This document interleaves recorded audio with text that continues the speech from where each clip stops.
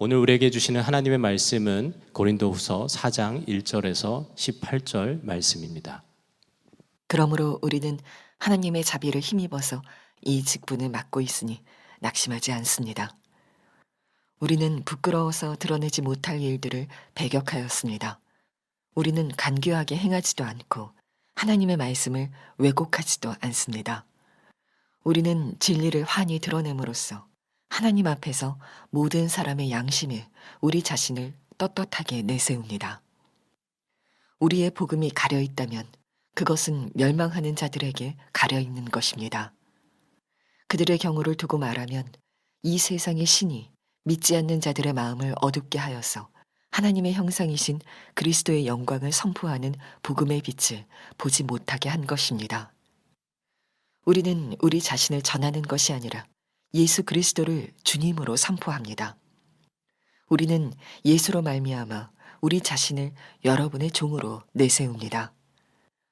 어둠 속에 빛이 비쳐라 하고 말씀하신 하나님께서 우리의 마음속을 비추셔서 예수 그리스도의 얼굴에 나타난 하나님의 영광을 아는 지식의 빛을 우리에게 주셨습니다.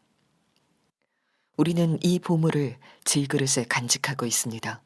이 엄청난 능력은 하나님에게서 나는 것이지 우리에게서 나는 것이 아닙니다.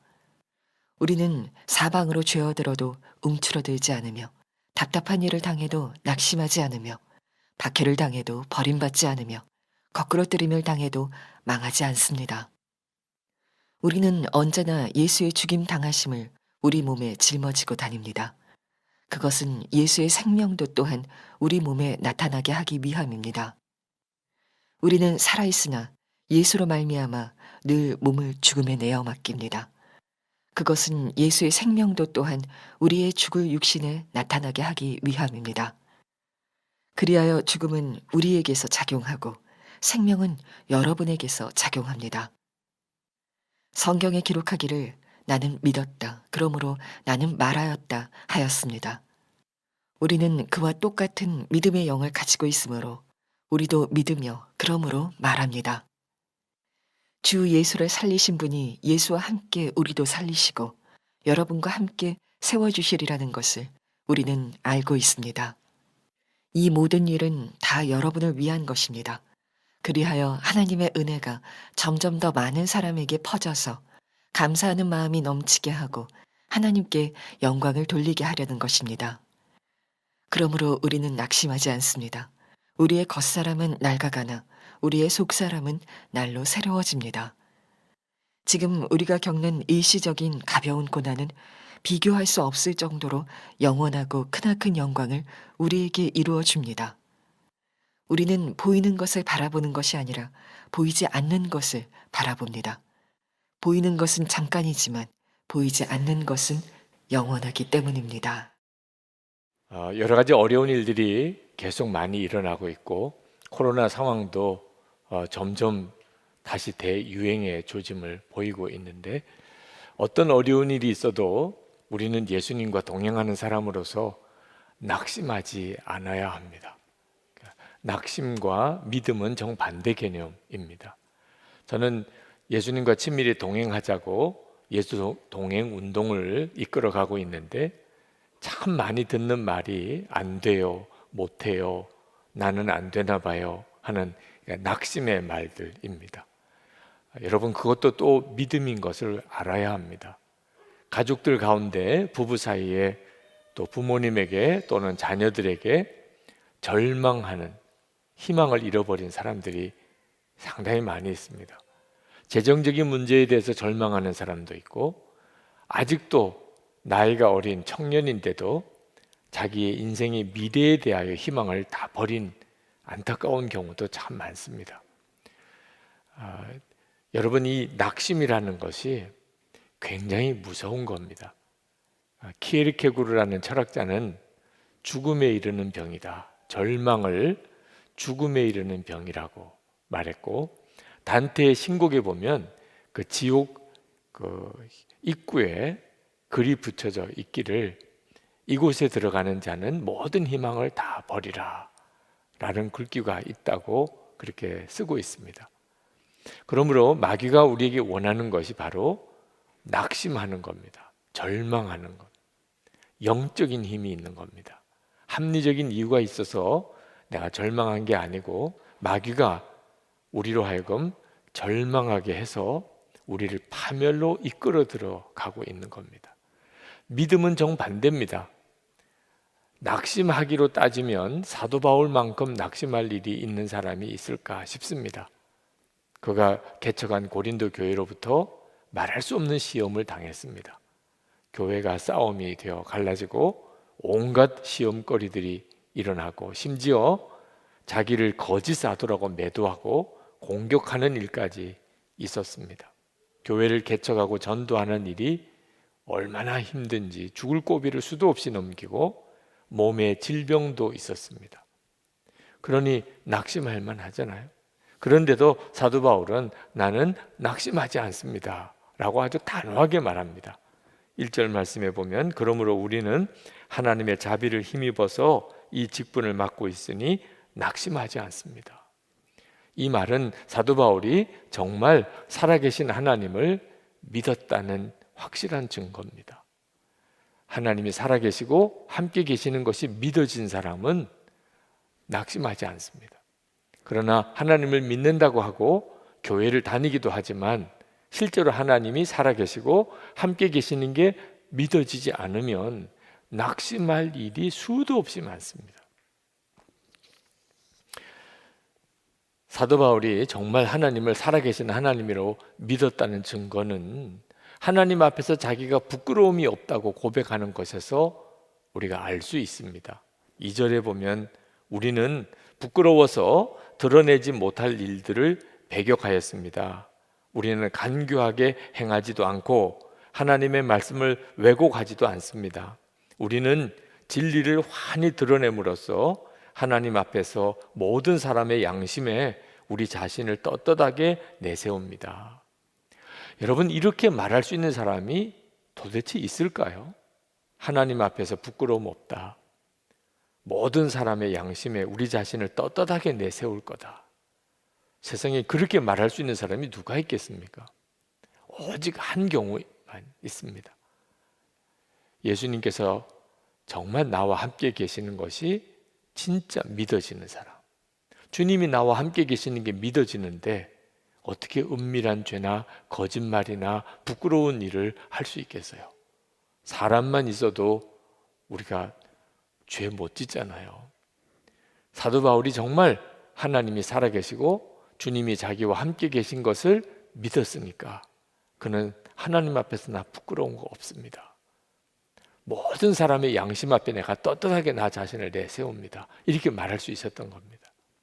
그래서 마귀가 우리가 살아계신 하나님을 바라보지 못하도록, 진짜 하나님을 믿지 못하도록 우리 마음을 혼미하게 만듭니다. 하나님을 믿는다고 말은 하고 교회는 다니기는 해도 실제로 하나님 살아계신 것을 전혀 보지 못하고 주님이 함께 계시는 것을 알지 못하면 그러면 우리는 한순간에 죄인으로 그리고 낙심에 빠져 파멸로 가게 됩니다. 4절에 보면 이 세상의 신이 믿지 않는 자들의 마음을 어둡게 하여 하나님의 형상이신 그리스도의 영광을 선포하는 복음의 빛을 보지 못하게 한 것입니다.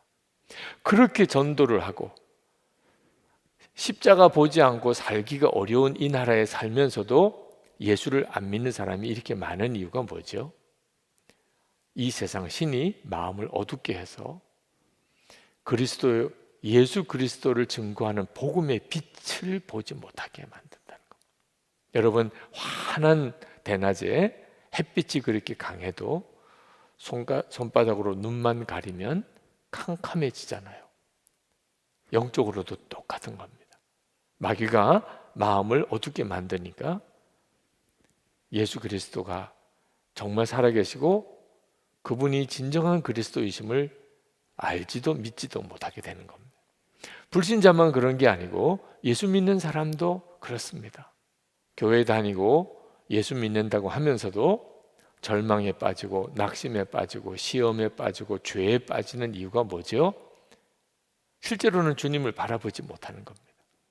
하나님은 우리에게 빛을 비추셔서 우리로 하여금 예수님이 정말 그리스도이신 것과 우리와 함께 계신 것을 알게 해주십니다.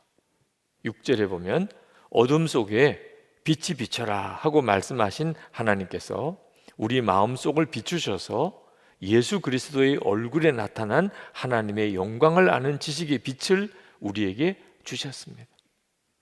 여러분이 예수를 믿게 된 것도 결국은 하나님께서 빛을 여러분의 마음에 비춰주셔서 그런 겁니다.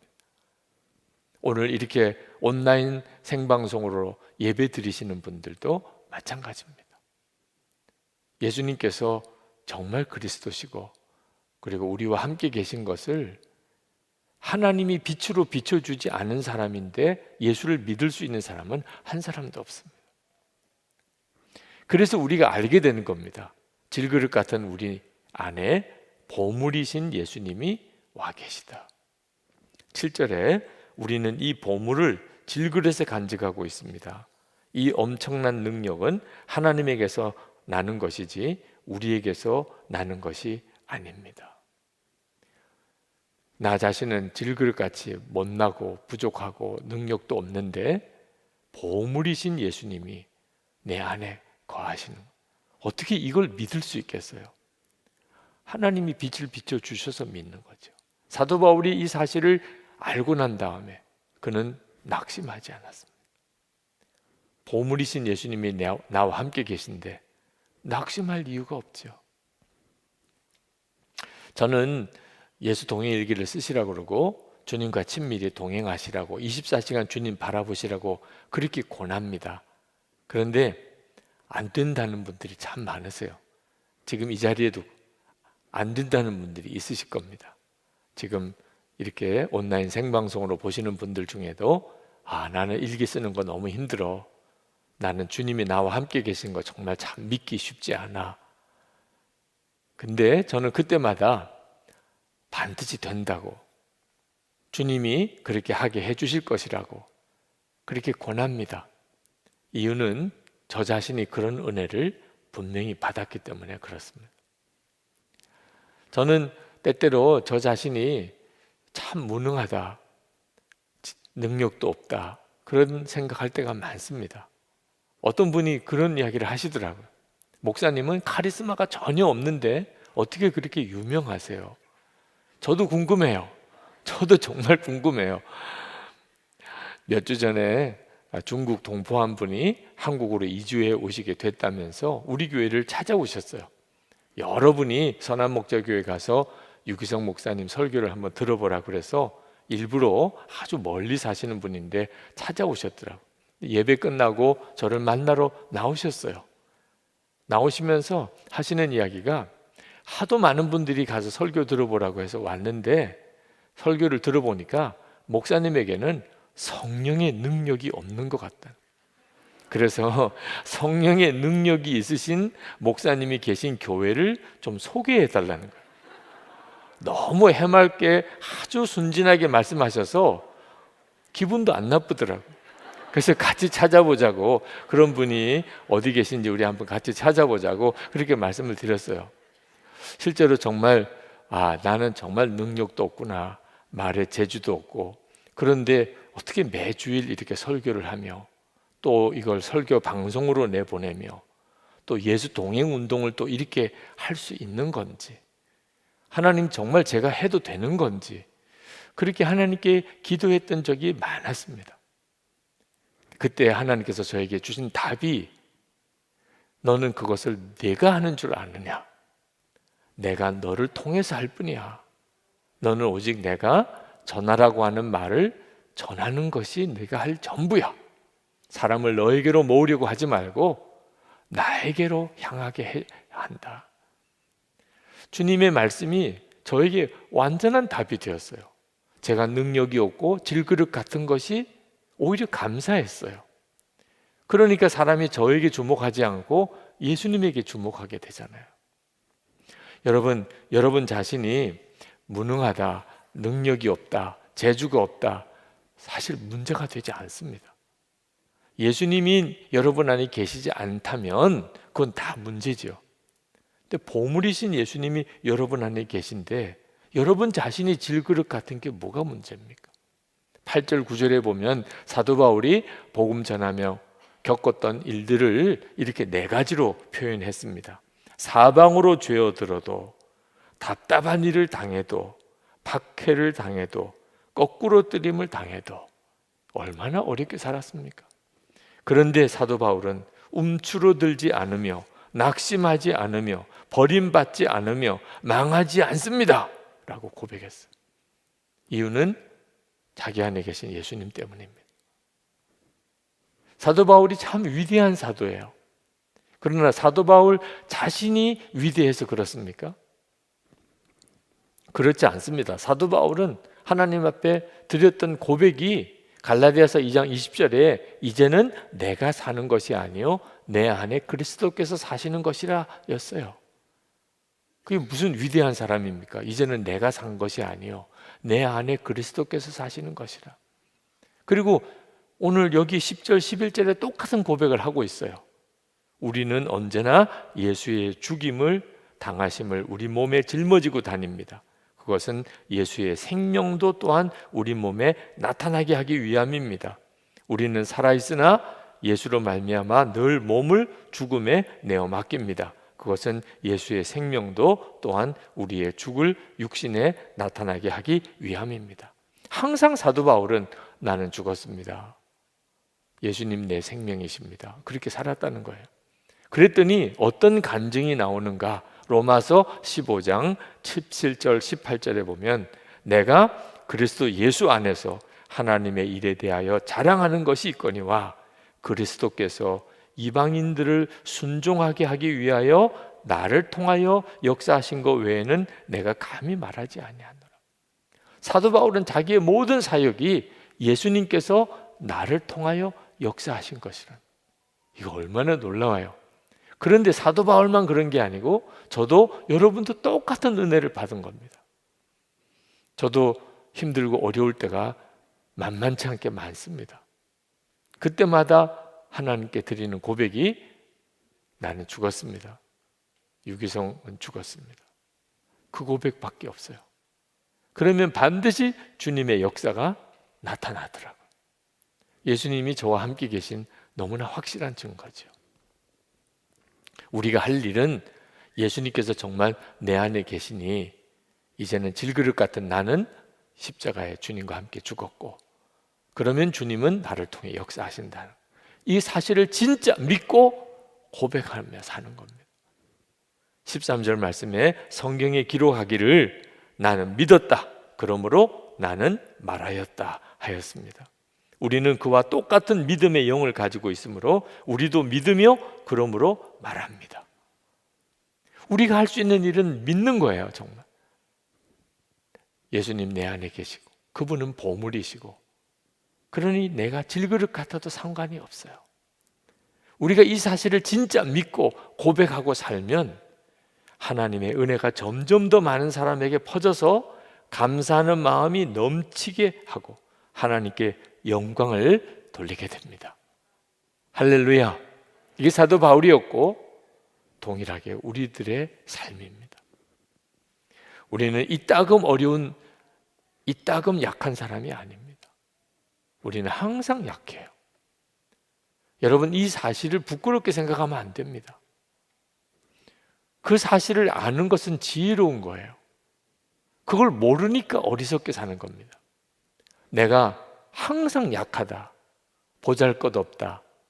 그러니까 오직 하나님만 붙잡고 그리고 주님께만 맡기는 거예요.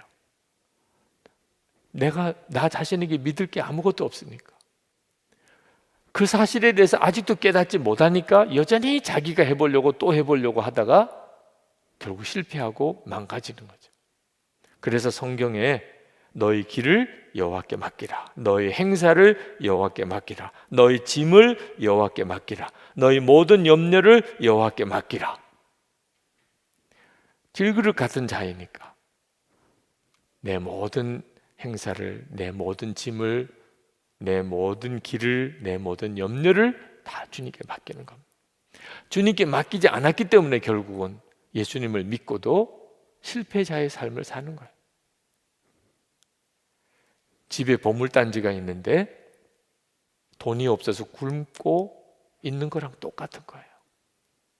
항상 질그릇 같은 자기 자신만 묵상하는 거예요. 보물이신 예수님이 계신데 자기 부족한 거, 잘못하는 거, 능력 없는 거, 그것만 묵상하고 슬퍼하고 괴로워하는 거죠.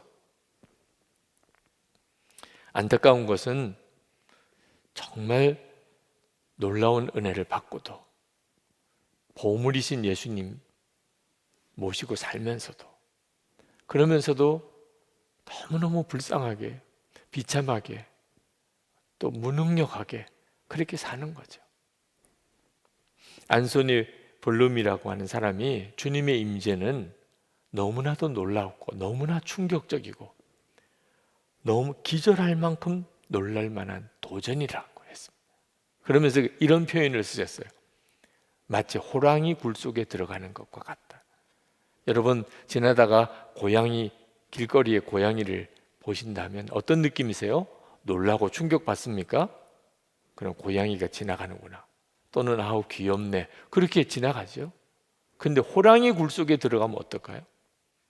이건 보통 일이 아니죠. 호랑이 굴 속에 들어. 제가 아프리카 코스타 때문에 남아공에 갔었다가 코스타가 끝나고 사자동물원으로 그 지역의 목사님이 안내해 주시더라고요. 근데 거기 갔더니 새끼 사자를 이렇게 만져볼 수 있도록 우리 안에 새끼 사자와 함께 있을 수 있는 체험 공간이 있더라고요. 그래서 거기 꼭 구경 가시라고 해서 들어가 봤습니다. 새끼 사자니까 뭐 얼마나 귀여웠겠어요. 처음에는 그렇게 생각했습니다. 근데 우리 안에 들어가서 새끼 사자를 보니까 귀여운 게 아니고 무섭더라고요. 큰 개만 해요. 새끼 사자인데, 새끼인데도. 송솔나무 집사님 코스타 강사로 같이 가셨는데 그 등을 보이는 바람에 그 새끼 사자한테 등이 물렸어요. 실제로 사진을 보는 거, 실제로 보는 거하고 다르더라. 여러분, 예수님 정말 그렇습니다. 여러분은 여러분 안에 계신 예수님, 그 예수님을 어떤 느낌으로 지금 받으세요? 호랑이를 만난 것 같으세요? 사자를 보는 것 같으세요? 그 정도쯤 되어야 비유가 될 거예요. 길거리에 고양이 보는 것처럼 여기시는 분들도 있어요. 예수님 내 안에 계시대. 너무 좋아. 길거리에 고양이 보는 정도예요. 예수님 내 안에 계시다. 그건 안소니 볼룸의 표현대로 말하면 호랑이 굴 속에 들어가는 것과 같아요. 이건 엄청난 일이에요. 제대로 된 믿음으로 반응해야 비로소 제대로 된 믿음의 역사가 일어나는 거예요. 여러분, 우리가 주님과 그렇게 정말 믿고 동행하게 되면 낙심, 나를 사로잡지 못합니다. 16절에 그러므로 우리는 낙심하지 않습니다. 이제 진짜 예수님을 믿게 됐다는 거죠. 우리 몸은 점점 나이가 들어서 약해져요. 그러나 우리 속사람은 날마다 새로워져요. 예수님과 온전하게 하나 되는 것이 속사람이에요. 고난을 당해도 이제는 슬프거나 두렵지가 않아요. 17절에 보면 사도 바울이 자기가 당한 고난, 우리가 당하는 고난을 일시적인 가벼운 고난이라 이런 표현을 했습니다. 말 그대로만 보면 사도 바울이 겪은 고난은 아주 그냥 작고 그리고 얼마든지 다 극복되어질 수 있는 것처럼 보입니다. 일시적으로 또 가벼운 고난이니까. 근데 실제로 사도 바울이 겪었던 고난이 그런 고난입니까? 사도 바울은 죽을 고비를 수도 없이 겪었고 매를 맞았고 감옥에 갇혔고 세상에 이런 어려움을 겪은 사람이 그걸 일시적인 가벼운 고난이라고 어떻게 말할 수 있나요? 그러나 이 말이 사실 틀린 말이 아닙니다. 사도 바울은 그는 보는 것만 본 사람이 아닙니다. 눈으로 보이는 것만 본 게 아니에요. 보이지 않는 하나님의 나라, 그리고 지금도 자기와 함께 계시는 예수 그리스도, 그것을 보고 나니까 지금 내가 겪는 고난과 앞으로 받을 상급을 비교해 보니까 이 고난은 너무 가볍고 일시적인 고난이더라는 거예요. 눈이 뜨이고 나면 다 다르게 느껴지는 거예요. 그러니 어떻게 고난으로 인하여 낙심할 수 있겠어요? 일시적이고 너무나 가벼운 고난인데 앞으로 받을 상급을 생각하면 이건 정말 아무것도 아닌데, 여러분 중에 목사님 말은 다 알아듣겠는데 실제로 그렇게 주님을 바라보는 눈이 뜨이게 해주셔야 하지 않겠습니까? 그런 분들이 있으실 거예요. 정말 예수님이 보물처럼 그렇게 느껴지고 믿어져야 되잖아요. R.A. 토레이 목사님에게 어느 여성도가 찾아와서 그런 고민을 이야기를 했습니다. 목사님, 저는 예수님을 뜨겁게 믿고 싶습니다. 그런데 이것이 잘 되지 않습니다. 부흥회에도 참석해보고 은혜 받으려고 애를 썼는데 은혜가 되지를 않습니다. 열심히 교회 생활을 해도 은혜가 없는데 어떻게 하면 좋겠습니까? 그래서 목사님이 그 여성도에게 물었습니다. 성도님은 어떻게 기도하십니까? 여러 가지 많은 기도를 하지요. 그렇게 하시면 안 됩니다. 정말 은혜를 사모한다면 이제는 한 가지만 분명한 기도를 하십시오. 하나님, 저에게 제가 어떤 사람인지를 보게 해주세요. 그 기도를 하세요. 그래서 그 여성도가 그때부터 하나님, 제가 어떤 사람인지를 보게 해주세요. 그리고는 며칠 뒤에 찾아와서 고백했어요. 하나님께 정말 그렇게 기도했더니 하나님께서 제가 얼마나 추하고 더러운지 머리끝에서부터 발끝까지 성한 곳이 없었습니다. 더러움과 시기, 질투, 거짓, 명예욕, 재물욕 등으로 너무 더럽고 추해서 고개를 들 수가 없습니다. 너무 창피해서 살 수가 없는데 어떻게 하면 좋겠습니까? 그랬더니 그 목사님께서 그러면 이제 기도를 어떻게 하면 십자가의 주님을 바라볼 수 있습니까? 나에게 십자가의 주님을 바라보게 해주세요. 그렇게 기도하라고 했습니다. 그리고 정말 그 성도는 간절히 기도를 했어요. 그리고 주님께서 그에게 응답하셨습니다. 하나님께서 십자가에서 예수님이 저를 대신하여 피 흘리는 모습을 보여주시면서 내가 너를 사랑한다 말씀하셨습니다. 너무 기뻐하는 그녀에게 목사님은 또 말을 했습니다. 성도님, 이제는 은혜를 은혜되게 하기 위해 기도를 해야 합니다. 이제는 하나님께 하나님의 일을 하게 해 주십시오. 그렇게 기도하십시오.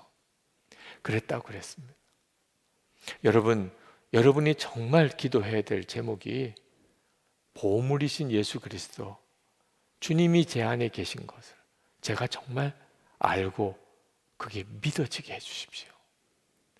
여러분에게 이것이 실제가 아니면 우리는 이 세상 살아가는 동안 낙심해서 이길 수가 없습니다. 여러분 안에 예수님이 정말 살아계신 주님으로 그분이 보물이신 것이 진짜 눈이 뜨이게 되면서부터 여러분을 좌절시키고 낙심시킬 일은 아무것도 없습니다. 정말 여러분 안에서 하나님의 역사가 드러나게 됩니다. 우리 기도합시다. 하나님 앞에 간절한 마음으로 기도합시다. 하나님, 제가 오늘 질그릇 같은 제 안에 보물이신 예수님 계심을 말씀을 통해 들었습니다. 그동안 제가 이 말씀 들은 게 여러 번이지만 오늘은 제가 이 말씀을 붙잡기를 원합니다. 제게 실제가 되기를 원합니다. 제 눈을 열어주시기 원합니다. 제가 어떤 낙심에서도 이기는 자로 주님 저를 세워주시옵소서. 통성으로 우리 기도합시다. 오늘 우리에게 주시는 하나님의 말씀은 요한복음 2장 13절에서 22절 말씀입니다. 유대 사람의 유월절이 가까워져서 예수께서 예루살렘으로 올라가셨다. 그는 성전 뜰에서 소와 양과 비둘기를 파는 사람들과 돈 바꾸어 주는 사람들이 앉아 있는 것을 보시고 노끈으로 채찍을 만들어 양과 소와 함께 그들을 모두 성전에서 내쫓으시고 돈 바꾸어 주는 사람들의 돈을 쏟아버리시고 상을 둘러엎으셨다. 비둘기 파는 사람들에게는 이것을 걷어치워라. 내 아버지의 집을 장사하는 집으로 만들지 말아라 하고 말씀하셨다. 제자들은 주님의 집을 생각하는 열정이 나를 삼킬 것이다 하고 기록한 성경 말씀을 기억하였다. 유대 사람들이 예수께 물었다. 당신이 이런 일을 하다니 무슨 표징을 우리에게 보여주겠소? 예수께서 그들에게 말씀하셨다. 이 성전을 허물어라. 그러면 내가 사흘 만에 다시 세우겠다. 그러자 유대 사람들이 말하였다. 이 성전을 짓는 데에 46해나 걸렸는데 이것을 사흘 만에 세우겠다고요. 그러나 예수께서 성전이라고 하신 것은 자기 몸을 두고 하신 말씀이었다. 제자들은 예수께서 죽은 사람들 가운데서 살아나신 뒤에야 그가 말씀하신 것을 기억하고서 성경 말씀과 예수께서 하신 말씀을 믿게 되었다. 오늘 본문은 참 마음이 무겁게 하는 본문입니다. 예수님께서 그토록 화를 내신 경우가 성경에 거의 나오지 않습니다. 오늘 본문 속의 예수님은 뭐 그렇게 화를 내실 수가 있을까 싶은 모습으로 우리에게 다가옵니다. 예수님이 성전에 들어가셨는데 그 성전 안에 양과 소와 비둘기를 파는 상인들이 또 환전상들이 있었습니다. 그들을 보고 예수님께서 노끈을 채찍으로 만들어서 휘두르시고 양과 소를 그 상인들과 함께 그 성전에서 내쫓으시고 그리고 환전상의 돈을 뒤엎으시고 그 상을 뒤집으시는 그런 일을 하셨습니다. 도대체 예수님이 왜 이렇게 화가 나신 거죠? 예수님은 어떤 죄인도 다 받아주셨습니다. 그리고 온 인류의 죄를 지시고 십자가에 죽으신 분입니다. 그런데 그 예수님이 이토록 화를 내셨다면 여기에는 도대체 무슨 까닭이 있는 거죠? 우리가 오늘 본문 말씀이 좀 마음 무겁게 다가오고 또 부담스럽기도 하지만 예수님이 도대체 왜 이렇게 화를 내신 것인지를 우리가 분명히 알아야 될 이유가 있습니다. 우리도 그럴 수 있기 때문에 그렇습니다. 예수님이 도대체 왜 이렇게 화를 내신 걸까요? 그냥 아주 쉽게 간단히 여러분이 잊어버리지 않도록 먼저 말씀을 드리자면 겉과 속이 다른 신앙생활에 대하여 화를 내신 겁니다. 지금 예수님이 뒤집어 엎으시고 내어 쫓으셨던 이 소와 양, 비둘기를 파는 상인들은 다 하나님 제사를 잘 드리자고 도와주는 사람들입니다. 하나님께 제사 드릴 때 그 흠없는 양과 소, 비둘기를 가지고 제사를 드렸는데 아주 멀리 사는 사람이 그 양과 소와 비둘기를 가지고 그 예루살렘까지 오는 동안에 그 짐승들이 온전하기가 보장이 없잖아요.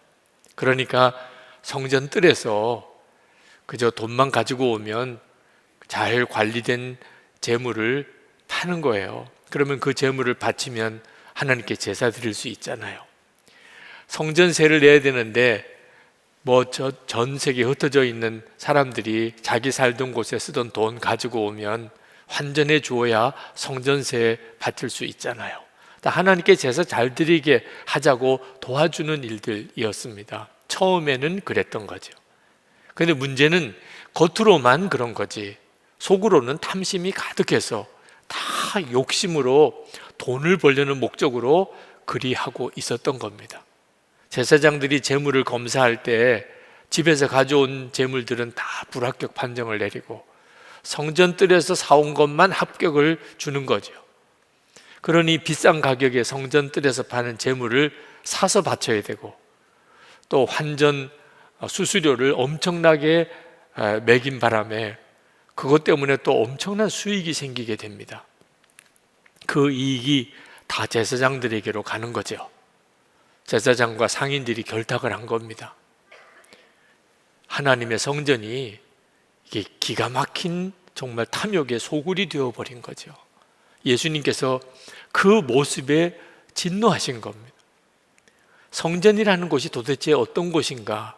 성전은 우리가 하나님과 만날 수 있는, 하나님이 정하신 이 지구상의 유일한 곳이었습니다. 인간이 타락하고 난 다음에 하나님과 함께 살 수 없었어요. 우리에게는 정말 절망이죠. 그때 하나님께서 용서받을 수 있는 곳, 우리가 회개하면 용서받을 수 있는 곳, 그 제사 드리는 곳입니다. 하나님께 기도할 수 있는 곳, 하나님께 예배할 수 있는 곳, 하나님께서 그것을 허락해 주셨어요. 그게 성전이었습니다. 예수님은 그래서 그것을 아버지 집이라, 16절에 내 아버지의 집이라 그렇게 말씀을 하시고, 만민이 기도하는 집이라 그렇게 말씀하신 곳이 성전이에요. 성전은 우리가 하나님의 은혜를 받는 곳이고, 그리고 구원의 역사를 경험하는 곳입니다. 그러니 이 성전이 타락했다는 말은 구원의 길이 막혔다는 길이고 은혜의 길이 막혔다는 것입니다. 이스라엘 백성들에게 있어서 성전은 영적인 생명줄입니다. 근데 성전이 타락하면 이스라엘 백성들에게는 더 이상 소망이 없습니다. 곧 그 나라는 다 망하게 되는 거죠. 게다가 이 성전은 예수님을 예표하는 것이었습니다. 구원의 문, 은혜의 문은 예수 그리스도를 말하는 것이었어요. 예수님이 이 땅에 오시기 전에 그 예수님을 예표하는 곳이 성전이었습니다. 그래서 21절에 예수께서 성전이라고 하신 것은 자기 몸을 두고 하신 말씀이다, 그렇게 성경에 기록했습니다. 그러니 성전이 타락한 것을 보고 예수님께서 그렇게 진노하신 거예요. 성전 타락의 핵심은 겉과 속이 다른 겁니다. 겉으로만 하나님을 믿지 속으로는 세상을 섬기고 탐심을 가지고 있는 것이죠. 여러분, 여기서 우리가 형식적인 신앙생활, 예수를 믿어도 종교로서 믿는 것, 이게 얼마나 무서운 건가를 알아야 합니다. 겉으로는 하나님을 믿어요. 교회도 나오고 예배도 드리고 헌금도 하고 교회 봉사도 하고 겉으로는 하나님 믿는 사람이에요. 근데 문제는 마음 중심입니다. 마음 중심이 정말 예수님께서 그 마음의 왕 되신 사람인가 하는 거예요. 겉처럼 속도 그런가 하는 거죠. 사도행전 5장에 보면 아나니아와 삽비라가 헌금하고 죽어나가는 사건이 나옵니다. 왜 이런 일이 벌어졌냐면 아나니아와 삽비라가 땅을 팔아서 그 어려운 사람들 다 나누어 가지도록 교회에다가 헌금을 했는데, 팔고 나니까 마음에 인색한 마음이 듭니다. 그래서 일부는 자기가 감추고 나머지만 바치면서 자기 땅 판 모든 것이라고 이야기를 해버립니다. 여러분, 그거 잘했다고 생각은 안 되지만 죽어 나갈 정도로 큰 죄입니까? 아니, 땅을 팔아서 교회 헌금했는데 사실은 일부는 자기가 그냥 가지고 있으면서 이게 전부입니다, 이렇게 말한 것이 그 자리에서 죽어 나갈 정도로 심각한 죄냐 말입니다. 여러분 중에는 정말 이해가 안 된다, 어떻게 해서든지 헌금한 거 아니냐, 그렇게 생각하시는 분들이 있으실 거예요. 우리가 어느덧 겉과 속이 다른 것에 익숙해져 있는 겁니다. 왜 이것이 그렇게 문제가 되는 거죠? 겉과 속이 다른 것을 용납하게 되면서부터 교회는 더 이상 교회가 아닌 겁니다. 겉으로만 하나님 예배하고 겉으로만 예수님이 교회의 주인이시지 실제로는 전혀 자기 마음대로 자기 뜻대로 거짓의 아비가 마귀거든요. 속은 완전히 마귀가 지배하고 탐심이 주인 노릇을 하면서 겉으로는 하나님 믿는 사람인 것처럼 이렇게 되어지는 일에 대하여 하나님이 무섭게 경고하신 거예요. 실제로 겉과 속이 달라지기 시작하고 이게 심해지면 하나님께서 하나님의 성전도 무너뜨리십니다. 예루살렘 성전이 무너졌잖아요. 기독교 역사를 보면 교회가 뒤집어지는 일도 여러 번 있었습니다. 로마 가톨릭 교회가 타락하니까 종교개혁이 일어나죠. 러시아 정교회가 타락하니까 공산주의가 나라를 다 삼켰습니다. 공산당이 왜 일어났나요? 교회가 타락하니까, 성전이 성전되지 못하게 되니까 그렇게 된 거예요. 형식적인 신앙생활, 겉으로만이라도 하나님 잘 믿는 것처럼, 여러분, 이게 얼마나 무서운가를 알아야 합니다. 하나님이 보실 때는 어떻게 보이실까? 이사야 선지자는 우리가 겉으로 신앙생활 하는 게 얼마나 무서운 것인지를 하나님의 진노하심의 말씀을 대언해 줍니다. 이사야 1장 11절부터 15절까지 좀 긴 부분이지만 제가 읽어드리겠습니다. 너희의 무수한 재물이 내게 무엇이 유익하뇨? 나는 수장의 번제와 살진 짐승의 기름에 배불렀고 나는 수송아지나 어린 양이나 숫 염소의 피를 기뻐하지 아니하노라. 너희가 내 앞에 보이러 오니 이것을 누가 너에게 요구하였느냐? 내 마당만 밟을 뿐이니라. 헛된 재물을 다시 가져오지 말라. 분향은 내가 가증히 여기는 바요, 월삭과 안식일과 대회로 모이는 것도 그러하니 성회와 아울러 악을 행하는 것을 내가 견디지 못하겠노라.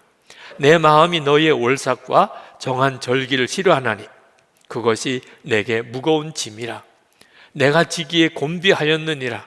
너희가 손을 펼 때에 내가 내 눈을 너희에게서 가리고 너희가 많이 기도할지라도 내가 듣지 아니하리니 이는 너희의 손에 피가 가득함이라.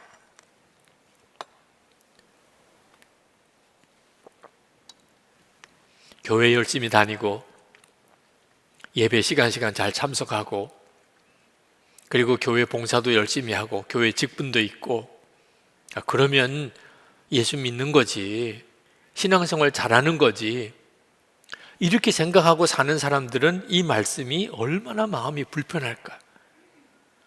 예배 잘 드리는 것으로만 되는 게 아니구나. 하나님께서 겉으로 신앙생활 잘하는 것처럼 보이는 것, 하나님은 절대로 그것을 원하는 게 아니시구나. 그 말씀인 거예요. 하나님은 여러분의 마음을 보십니다. 여러분의 마음의 중심을 보시지, 여러분이 겉으로 아무리 잘하는 것 속지 않으시는 분이세요. 그래서 우리에게 오늘 말씀이 매우 두렵게도 느껴지는 겁니다. 오늘 열심히 이렇게 교회에 나오신 분, 또 영상으로 이 예배에 참여하시는 여러분, 여러분들이 잘하고 계신 거예요. 주일에 예배를 드리는 것 자체가 귀한 일이죠. 그러나 겉으로만 그렇게 되어서는 안 되는 것입니다. 우아이긴 합니다만 미국이 흑인과 백인이 따로 예배 드리던 시절이 있었습니다. 인종차별 때문에. 우리로서는 잘 이해가 잘 안 되는 일이지만 백인들만 예배 드리는 교회, 흑인들만 예배 드리는 교회가 있던 때가 있었어요. 얼마 안 됩니다. 한 번은 어느 흑인이 너무 예배 시간이 급해서 자기 다니는 교회까지 갈 수 없기에 가까이에 있는 백인 교회를 가게 됐습니다. 근데 백인 안내위원이 못 들어오게 하는 거예요. 예배당에. 당신은 흑인이니까 흑인 교회로 가라는 거죠. 이 흑인이 예배당 안에 들어가서 예배 드리지 못하고 그 교회 계단에 앉아서 정말 슬피 울었습니다. 그때 누가 어깨에 손을 얹고 얼마나 마음이 아프냐 그렇게 말씀하는 거예요.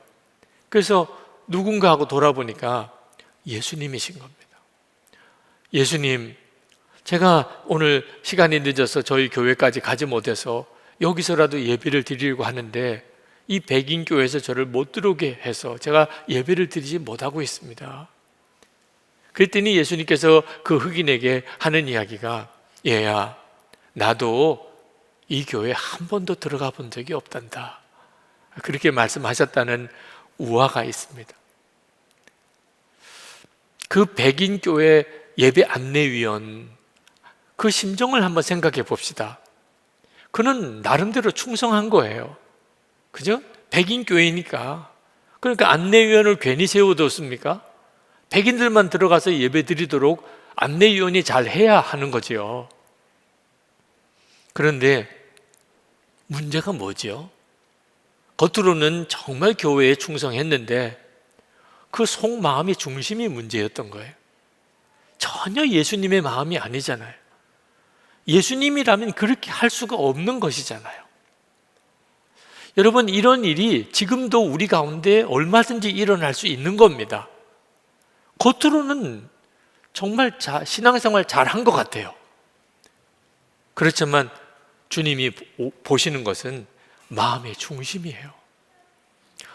저는 이 설교를 준비하면서 사실 너무나 많은 시간 힘들고 어려운 기도의 시간을 가졌습니다.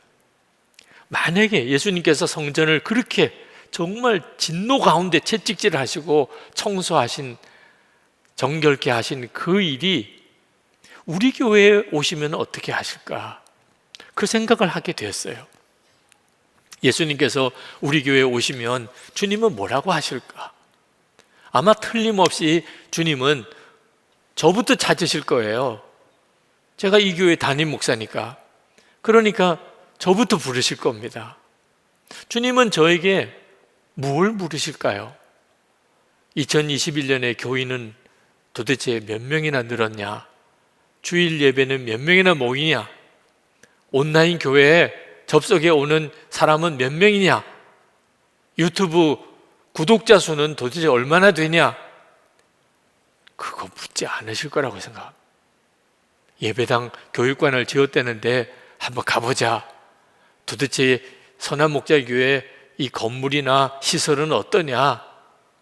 주님은 그것에 대해서도 묻지 않으실 것 같아요. 이 교회에 여러 좋은 목회 프로그램이 있다던데, 뭐 행사가 있다던데, 주님은 그것 때문에 감동을 받거나 하지도 않으실 것 같아요. 주님은 담임 목사인 저를 불러다가 주님은 확인하시는 것이 저와 주님과만 알고 있는 그 기도, 여러분들이 제 기도를 다 아실 수 없으시죠. 그러나 주님은 아시잖아요. 그리고 제 마음속, 제가 아무도 없이 혼자만 있을 그때 제가 가지고 있었던 제 삶, 주님은 그것에 대해서 말씀하실 거예요. 제 마음의 중심에 도대체 무슨 생각이 있는지 주님은 그걸 말씀하실 것 같아요. 그거면 모든 것이죠. 주님이 관심하는 것이 마음이구나. 1년 동안 열심히 목회는 한다고 했는데 이 어려운 때에 어떻든지 교회를 섬기려고 했지만 결국 진짜 중요한 것은 제 마음의 중심이구나. 혹시 주님, 우리 교회에 주님이 그토록 진노하실 일이 혹시 있습니까? 있으면 깨닫게 해 주시기 바랍니다. 그 일에 대해서 참 많이 주님 앞에 묻고 또 물었어요. 진짜 혹시 그런 일이 있을까 싶어서. 제가 안산에서 목회할 때 아주 먼 거리에 한 2시간가량을 걸쳐서야 오실 수 있는 거리에 이분이 교회 등록을 하시는 겁니다. 그래서 그분을 만나서 왜 이렇게까지 하시냐고 그렇게 그분과 한참을 이야기를 했어요.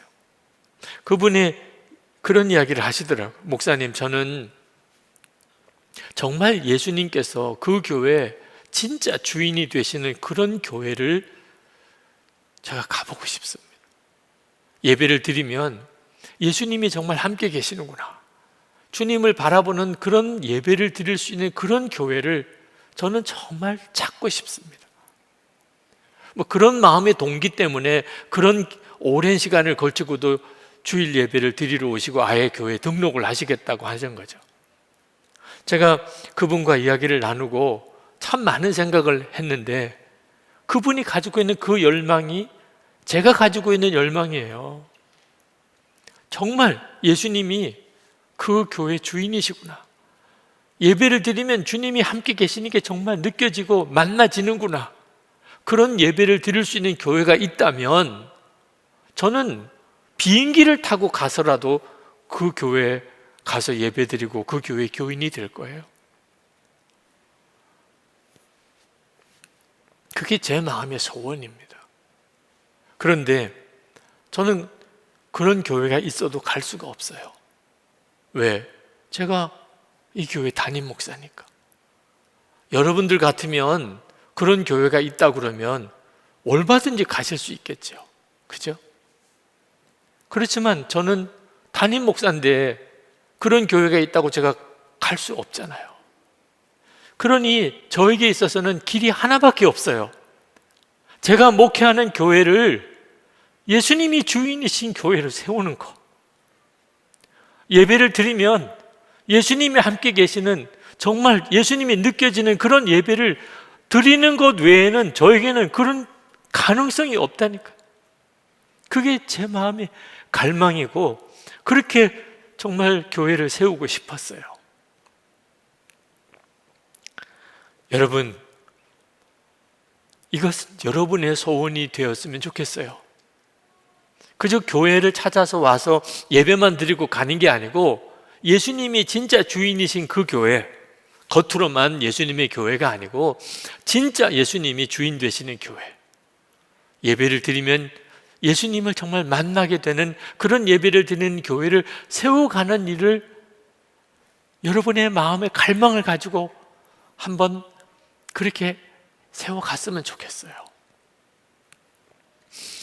교회 찾아다니지 마시기 바랍니다. 혹 진짜 그런 교회를 여러분이 찾으신다 하더라도 여러분이 그 교회의 교인이 되는 보장이 있으신가요? 여러분 진짜 천국 같은 가정이 있나 여러분이 관심 있게 보고 찾았다고 합시다. 아, 저 가정은 진짜 천국 같은 가정이구나. 그러면 뭐합니까? 그렇다고 여러분이 그 가정의 가족이 될 수 있습니까? 교회도 마찬가지예요. 교회 찾아다니는 것보다 더 빠르고 더 정확한 길은 여러분이 그런 교회를 세우는 거예요. 여러분이 지금 섬기는 그 공동체를 진짜 예수님이 주인이시고 그리고 예수님과 함께하는 그런 교회를 세우는 거라니까요. 여러분, 이제는 예수님보다도 사람을 더 내세우는 일은 하지 않아야 됩니다. 그건 정말 교회를 완전히 망가뜨리는 거예요. 그러려면 주님을 진짜 바라보아야 됩니다. 여러분 모두가 다 주님을 바라보아야 돼요. 여러분 교회 안에 자기를 드러내고 자기를 주장하고 자기 의견을 고집하는 일, 그게 얼마나 무서운 건가를 알아야 돼요. 교회는 예수님 뜻대로 돼야 되는 교회예요. 직분, 귀한 일이에요. 교회에서 허락한 직분이 다 귀합니다. 그러나 절대로 자랑할 건 아닙니다. 그것 때문에 교만할 것도 아니고 내세울 것도 아니고, 직분은 전적으로 종인 거지, 섬기는 거지. 직분 드러내고 자랑하면 주님 앞에 갔을 때 그는 얼굴 들지 못할 거예요. 교회 건물 자랑하고 시설 자랑하고 프로그램 자랑하고, 그 진짜 바보 같은 일이에요. 예수님께서 이 성전을 허물어라, 그러면 내가 사흘 만에 다시 세우겠다, 그렇게 말씀하셨어요. 46년에 걸쳐 지은 헤롯 성전, 우리 주님의 눈에 보기에는 그건 진짜 아무것도 아니었어요. 그런데 정말 마음의 중심이 영적인 눈이 뜨이지 않은 사람들 눈에 보기에는 큰 건물, 화려한 시설, 많은 교인들, 그게 그렇게 커 보이는 거죠. 진짜 생명을 잃어버렸다는 증거예요. 우리가 교회를 교회답게, 성전을 성전답게 세우는 비밀이 뭘까요? 어떻게 하면 그런 교회를 세울 수 있을까요? 아주 간단합니다. 무슨 목회자 신임 투표 제도를 만들고 교회 규정을 엄격하게 만들고 어떤 감시 기구를 만들고 그래서 되는 게 아니에요. 교회 구성원 모두가 다 자기가 성전이 되는 거예요. 그 성전된 성도들이 모인 교회가 예수님이 주인이신 교회, 진짜 성전인 교회인 거예요. 우리가 그냥 쉽게 예배당을 성전 이렇게 부릅니다. 예배당 건축을 성전 건축이라 이렇게 표현하기도 합니다. 그러나 이제는 용어를 좀 정확하게 할 필요도 있습니다. 건물로서의 예배당인 거죠. 성전은 예수님, 주님이 성전이시고, 그리고 그 예수님을 영접한 우리가 성전인 거예요. 우리 한 사람 한 사람이 성전이에요. 고린도전서 3장 16절 17절에 이렇게 말씀합니다. 너희는 너희가 하나님의 성전인 것과 하나님의 성령이 너희 안에 계시는 것을 알지 못하느냐. 누구든지 하나님의 성전을 더럽히면 하나님이 그 사람을 멸하시리라. 하나님의 성전은 거룩하니 너희도 그러하니라. 여러분이 진짜 겉으로만 말로만 성전이다, 예수님 내 마음에 거하신다 하지 않고 정말 예수님이 마음에 거하시는 사람으로 사는 것, 그게 바로 교회를 교회답게 만든, 정말 성전이 성전되게 하는 열쇠예요. 그게 모든 것이에요. 우리가 예수를 믿되 겉과 속이 다르지 않게 믿는 거예요. 어느 목사님 일기를 보니까 그날 겪은 참 기가 막힌 일 하나를 기록하셨어요. 신호등이 붉은 등으로 바뀌어서 차를 세웠는데 뒤에 찢어지는 브레이크 밟는 소리가 들리더랍니다. 깜짝 놀라서 백밀러를 보니까 뒤에서 차가 급히 추돌할 직전까지 되었다가 겨우 멈췄어요. 정말 아슬아슬하게 큰 사고가 날 뻔했는데 사고가 나지를 않았습니다. 뒤에 운전하시는 분이 보니까 백미러를 보니까 정신이 하나도 없어 보이더래요. 아마 딴 정신 팔다가 앞에 차가 멈추는 걸 못 보고 그냥 부딪힐 뻔했는데 다행히 그 브레이크를 밟고 차가 쓴 거예요. 아슬아슬하게 정말 섰습니다. 뒤에 운전하시는 분이 한동안 정신이 없어 보이더니 이제 좀 정신이 차려지고 그러더니 급히 속에서 담배를 꺼내서 피더래요. 근데 그게 왜 그렇게 목사님의 일기 속에 등장했냐면 그 차의 백미러에 큰 십자가가 이렇게 달려 있는데 차가 급히 서는 바람에 얼마나 흔들리는지 십자가가, 그 십자가는, 큰 십자가는 흔들리는데 그 사람은 담배를 피고 있는 모습이 너무나 많은 생각을 하게 만들더라. 여러분이 실제로 살아가는 동안에 여러분의 삶이, 여러분의 마음의 중심이 정말 예수님이 왕 되신 그 사람입니까? 교회를 교회되게 바로 세우는 사실 핵심은 바로 거기에 있어요. 오늘 말씀은 참 두렵기도 하고 부담스러운 말씀이긴 합니다만 2021년 오늘 마지막 주일이잖아요.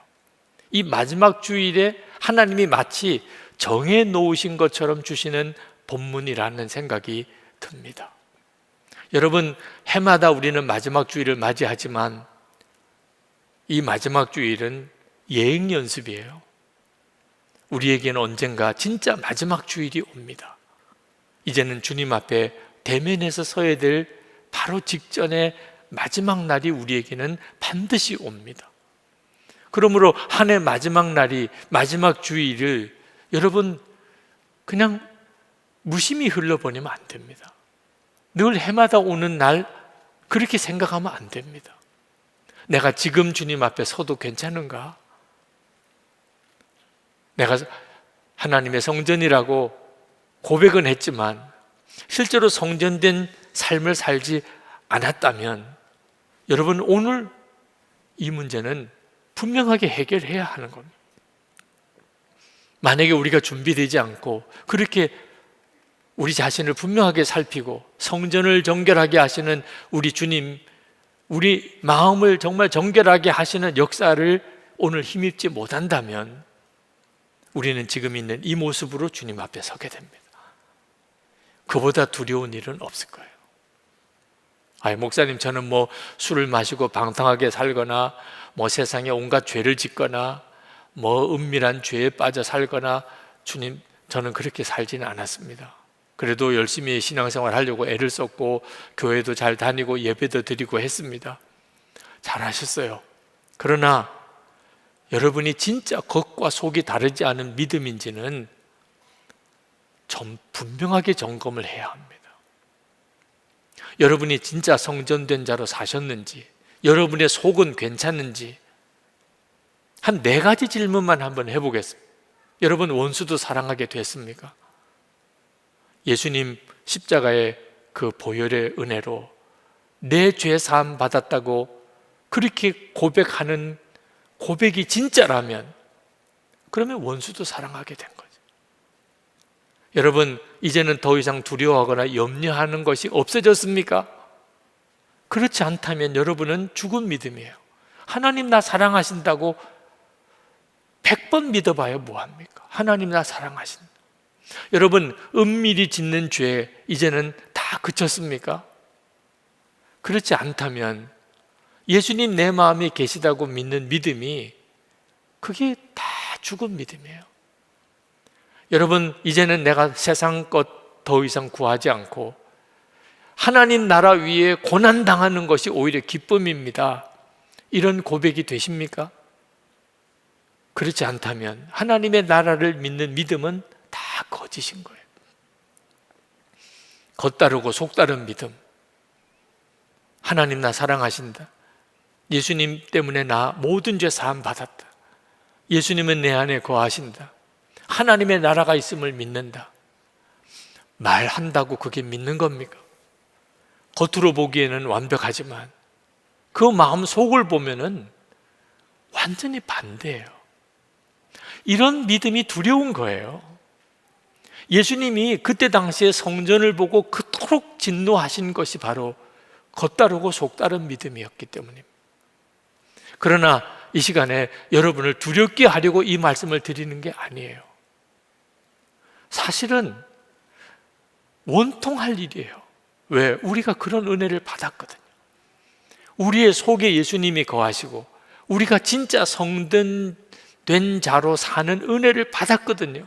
그런데 그 은혜를 받았는데, 그 엄청난 은혜를 받았는데 실제로 누리지 못하고 있다는 뜻이잖아요. 그러니 이건 진짜 원통할 일이죠. 정말 가슴을 치고 하나님 앞에 나가, 하나님, 제게 은혜를 주셨으면 누리게 해달라고 그렇게 기도해야 되는 거잖아요. 마틴 루터가 하나님을 실제로 만나지 못한 사람은 하나님이 자기를 힘들게 하는, 대적하는 분으로 여긴다, 그런 말을 했어요. 실제로 두려워하는 종의 영을 가진 성도들이 꽤 많습니다. 하나님은 인색한 분, 하나님 까다로운 분, 하나님은 두려운 분, 하나님은 가까이에게 너무 먼 분. 왜 그렇게 믿고 있는 거죠? 실제로 주님을 못 만나서 그런 거예요. 주님을 만나고 나면 하나님은 정말 놀라운 사랑의 하나님이시고 두려울 게 염려가 없어지고 삶 전체가 바뀝니다. 그러므로 여러분, 오늘 이제 형식적인 종교 생활을 하던 생활에서 완전히 벗어나게 되기를 바랍니다. 여러분, 하실 일은 딱 3가지예요. 하나는 예수님이 진짜 마음에 계신 것을 믿는 거예요. 예수님이 나와 함께 계시다. 어느 순간에나 그 사실을 믿는 거예요. 2번째는 예수님의 말씀이라고 그러면 무조건 순종하는 거예요. 예수님의 말씀이다. 그러면 무조건 순종해요. 3번째, 성령의 하나 되신 것이 반드시 지키는 거예요. 성령이 하나 되게, 가정에서나 교회에서나 어디서나 성령의 하나 되게 하시는 것을 반드시 지키는 거예요. 그러면 여러분은 비로소 여러분의 중심이 성전된 삶을 살게 됩니다. 그리고 여러분들이 모인 교회는 예수님의 교회가 돼요. 구원의 방주가 됩니다. 그 은혜가 여러분에게 있기를 진심으로 축복합니다. 우리 기도하십시다. 하나님 앞에 구하시기 바랍니다. 하나님, 주님이 제 안에 오시고 제가 온전히 주의 성전된 은혜를 받았는데 누리게 해주세요. 살아계신 주님을 만나고 그리고 주님의 은혜 안에 사는 역사가 제 심령에 있게 하시고 그리고 이 일을 통하여 하나님의 교회가 세워지게 해주옵소서. 통성으로 기도하겠습니다. 오늘 우리에게 주시는 하나님의 말씀은 고린도후서 3장 1절에서 18절까지 말씀입니다. 봉독은 3장 1절에서 6절, 15절에서 18절만 하도록 하겠습니다. 우리가 이렇게 말하는 것이 우리 자신을 치켜 올리는 말을 늘어놓는 것입니까? 아니면 어떤 사람들처럼 우리가 여러분에게 보일 추천장이나 여러분이 주는 추천장을 필요로 하는 사람들이겠습니까? 여러분이야말로 우리를 천거하여 주는 추천장입니다. 그것은 우리 마음에 적혀 있습니다. 모든 사람이 그것을 알고 읽습니다. 여러분은 분명히 그리스도께서 쓰신 편지입니다. 우리는 그것을 작성하는 데 봉사하였습니다. 그것은 먹물로 쓴 것이 아니라 살아계신 하나님의 영으로 쓴 것이요. 돌판에 쓴 것이 아니라 가슴판에 쓴 것입니다. 우리는 그리스도로 말미암아 하나님께 확신을 가지고 있으므로 이런 말을 합니다. 우리가 이런 일을 할 수 있는 자격이 우리에게서 났다고 생각하지 않습니다. 우리의 자격은 하나님에게서 납니다. 하나님께서 우리에게 새 언약의 일꾼이 되는 자격을 주셨습니다. 이 새 언약은 문자로 된 것이 아니라 영으로 된 것입니다. 문자는 사람을 죽이고 영은 사람을 살립니다. 오늘날까지도 그들은 모세의 글을 읽을 때에 그 마음에 너울이 덮여 있습니다. 그러나 사람이 주님께로 돌아서면 그 너울은 벗겨집니다. 주님은 영이십니다.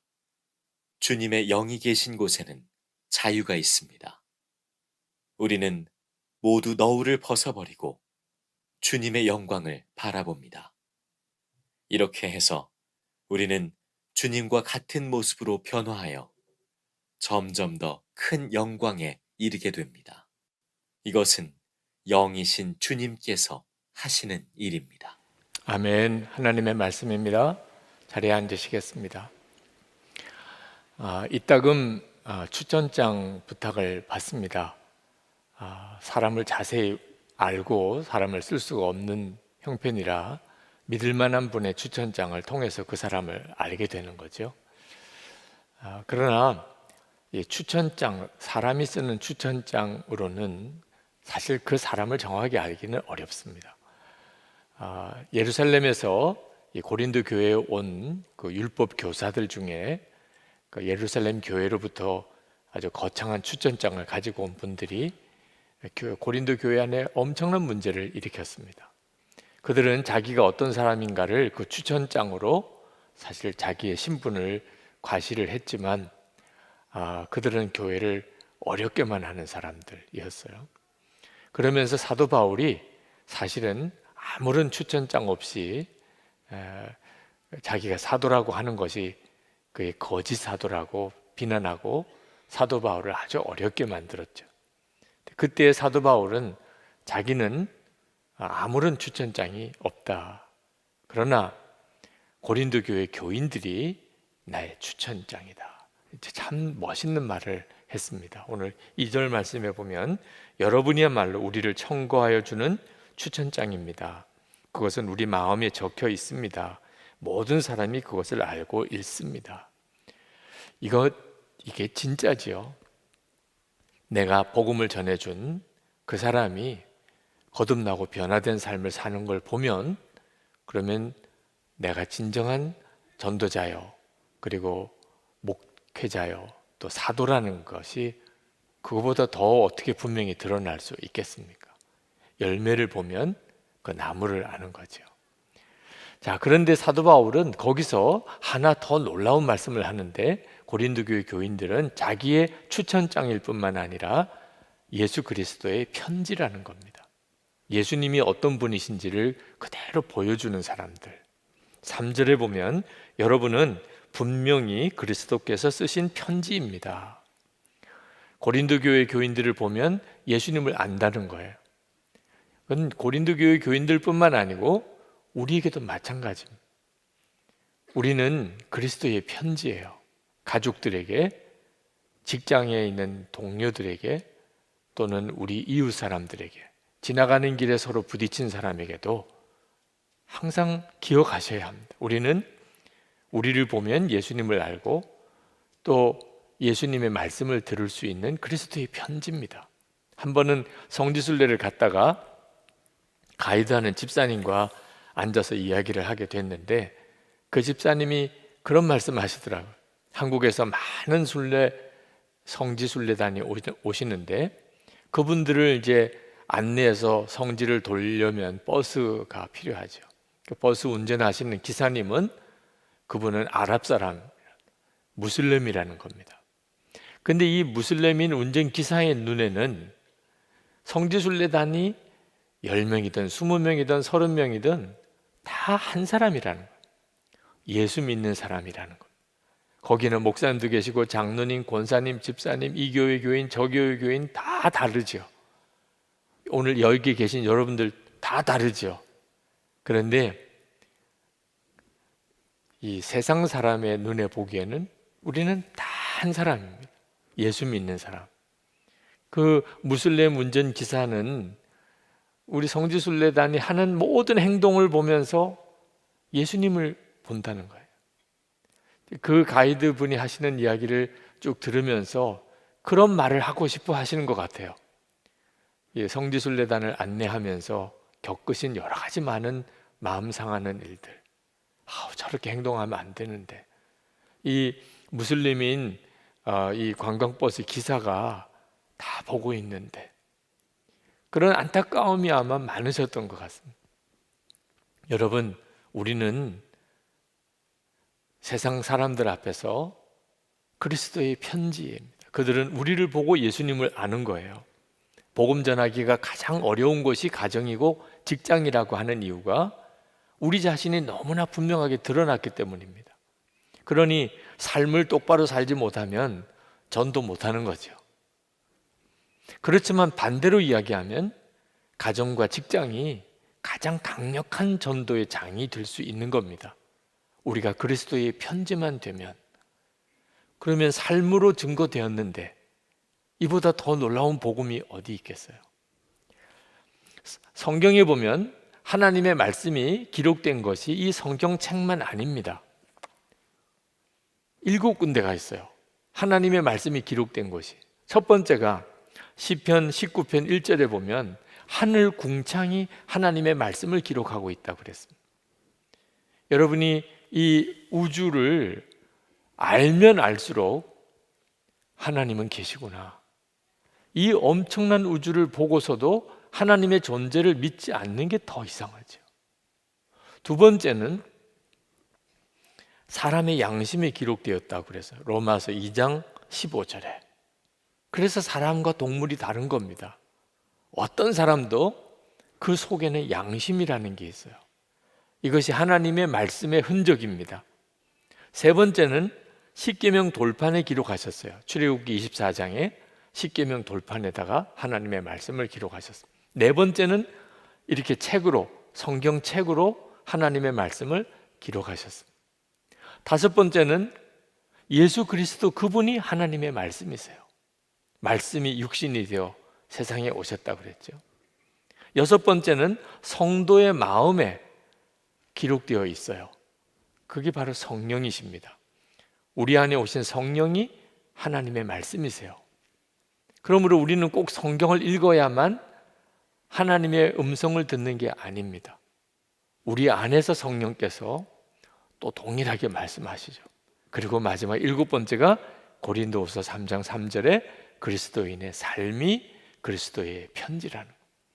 세상 사람들이 우리의 삶을 보고 예수님을 알게 된다는 거예요. 우리에게는 성경책이 있어요. 그러나 우리 자신의 삶이 또한 성경책이라는 사실을 명심해야 합니다. 광야 아트센터에서 더 북이라는 뮤지컬을 장기 공연했습니다. 내년에도 또 앵콜 공연한다 그래요. 못 보신 분들은 정말 보시기를 권합니다. 이 더 북이라고 하는 건 성경을 말하는데 그 뮤지컬의 또 다른 이름이 성경이 된 사람들이라는 이름이 있습니다. 그 뮤지컬의 내용은 캐톨릭 교회가 한때 이 성경책을 사람들이 읽는 그런 일상적인 언어로 번역하는 것을 아주 극히 막았어요. 성경을 읽지 못하게 했어요, 사람들이. 성직자만 읽는 거라고.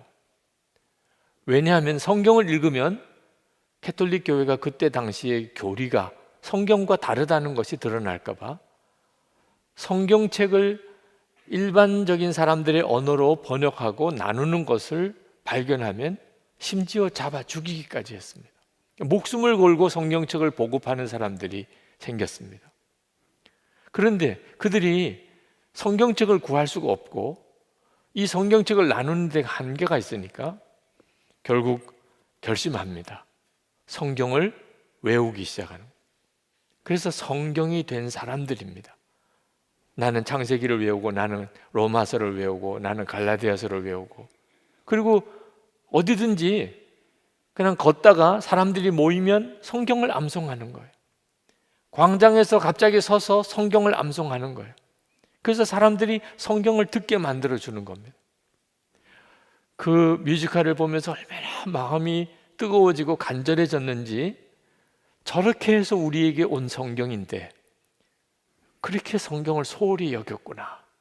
성경 읽지 않고 살았던 것에 대해서 많은 분들이 그 뮤지컬을 보고서 눈물 짓고 회개하는 시간을 가졌어요. 마지막에 배우들이 다 외칩니다. 우리가 성경입니다. 우리가 성경입니다. 정말 가슴이 먹먹해질 정도로 감동적인 장면이었어요. 그렇습니다. 우리가 성경이에요. 그런데 그것은 단순히 성경을 외우고 아는 게 아니고 우리의 삶이 성경대로 사는 걸 말하는 겁니다. 어느 목사님이 성경에는 5복음서가 있다는 겁니다. 실제로 이 성경책 속에는 4복음서밖에 없어요. 우리는 이 4복음서를 성경책에서 읽습니다. 근데 또 한 복음서가 있는데 그리스도인의 삶이라는 겁니다. 이 5복음서는 불신자들만 읽는 거라는 거예요. 불신자들이 예수 믿는 성도를 볼 때, 아, 예수님이 저런 분이구나, 예수님이 저렇게 말씀하셨구나, 그렇게 읽는다는 거예요. 주님이 말씀하신 마태복음 5장 44절에 내가 너에게 이르노니 너희 원수를 사랑하며 너희를 박해하는 자를 위하여 기도하라. 예수 믿는 사람이 원수를 사랑하고 자기를 박해하는 자를 위해 기도하는 걸 보면서 마태복음 5장 44절을 읽는다는 거예요. 예수 믿는 성도들이 항상 기뻐하고 늘 기도하고 범사에 감사하는 걸 보면서 데살로니가전서 5장 16절에서 18절 말씀을 읽는다는 거예요. 그게 바로 그리스도의 편지라는 거예요.